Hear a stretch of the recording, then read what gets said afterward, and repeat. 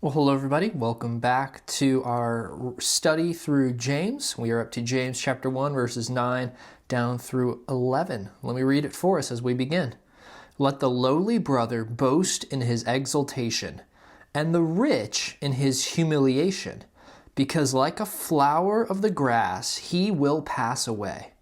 For the sun rises with its scorching heat and withers the grass. Its flower falls, and its beauty perishes.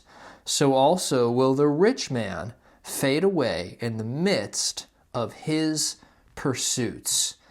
Begin with verse 9. Let the lowly brother boast in his exaltation.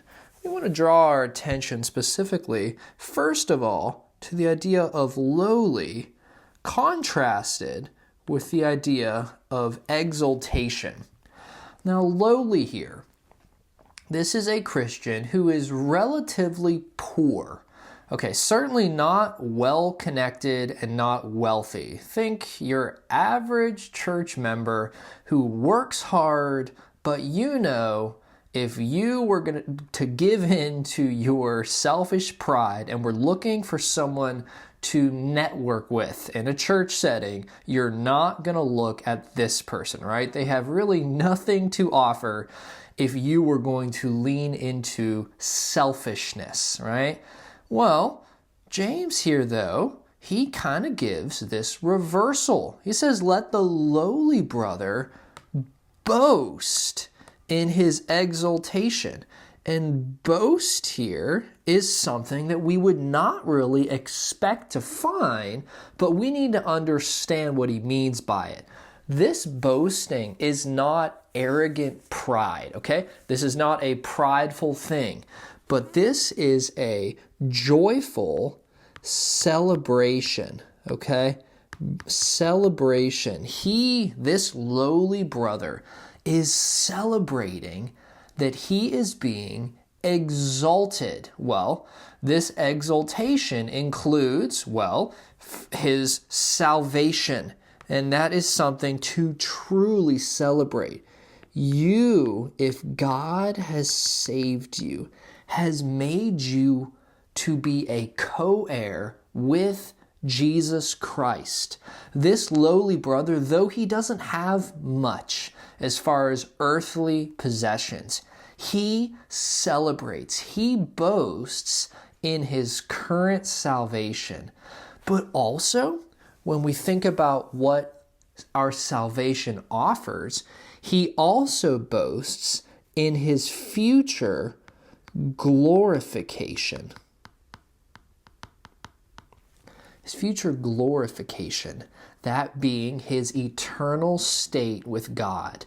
There is much for the lowly brother or the lowly sister to boast in regarding their salvation, because at the end of the day, their money, their possessions, their house, it may not be something that they're going to even really consider much at all, because that's just not something that they're even going to be tempted to look at. They don't have much, but in Christ, they do.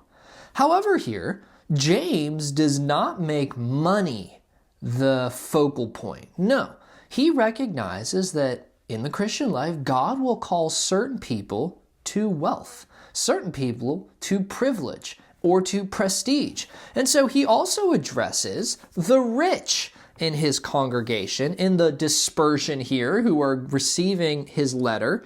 He says, and the rich in his humiliation. And again, his humiliation here, we can understand this is the reversal of what we talked about here. The rich brother needs to look past his present wealth and rejoice that the Lord humbled him and showed him his sin, right? This is something that God graciously did. He showed him his sin. And that Jesus does this in his teachings as well. He'll say, it is easier for a camel to go through the eye of a needle than a rich person to inherit the kingdom. Why is that? Well, it's not because rich people are inherently more sinful than poor people, no, but they have so much more to distract them from their true spiritual depravity. The rich brother who is a believer, he or she needs to boast in his or her humiliation, right? Wealth is only a temporal thing, and it cannot go with us. And this is why James is going to transition to this illustration of a flower. Because, like a flower of the grass, he will pass away. Christians must look at everything in their lives with a heavenly focus. They cannot take their wealth with them. They cannot take their prestige or their position. Oftentimes, even in our own temporal lives, those things come and go. Certainly, when it comes to eternity. We look forward to verse 11 here. For the sun rises with its scorching heat and withers the grass. Its flower falls and its beauty perishes, okay? Here we have an ongoing illustration. For the sun rises with its scorching heat. We have the sun here rising in the morning, burning and withering the grass. A scorching desert windstorm can kill a beautiful plant even overnight. Think back to Jonah, right? Where he is going to complain to God that the sun and nature destroyed the plant that he was finding shade under, right? Nature, and here in its focus, the sun destroys quickly. And no matter how beautiful a flower is, no matter how desirable beauty in nature, these things will quickly perish. And James concludes, so also will the rich man fade away in the midst of his pursuits.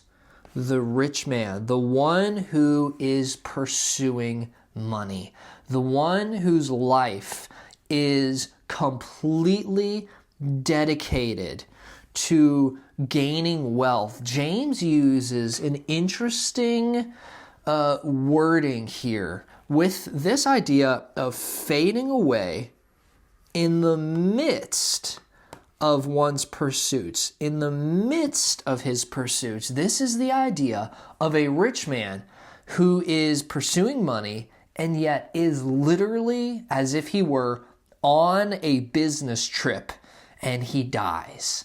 He's either boarded a ship and he's going to shake hands on a really expensive deal, an agreement that's only going to bolster more of his money. James uses such language here that this rich man will fade away in the midst of his pursuits, or we could say on the way. He doesn't even get to finally enjoy the more wealth that he's been pursuing, because as the sun rises and the grass withers, so the rich man will die in the midst of his pursuits. And does that mean that working a job, trying to improve your financial standings is the problem here? No, that's not the problem. How does God, though, want us to view our wealth? How does He want us to view our money and our opportunities?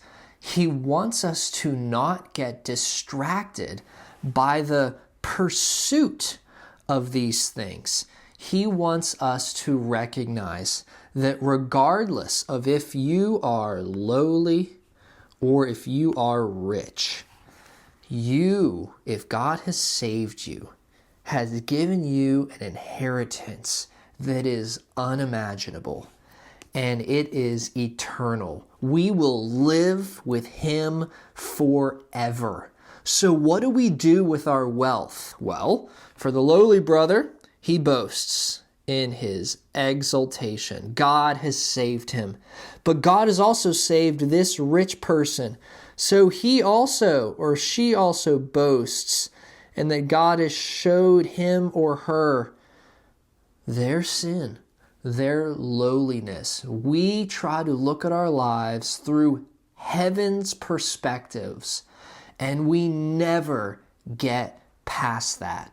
May God grant us the grace as maybe lowly brothers or rich brothers, insignificant sisters or influential sisters, to understand that life is temporal, eternity is forever, and God has called us to use biblical wisdom to not get distracted. May He give us grace as we intend, through His power, through His faithfulness, to live out this challenge today.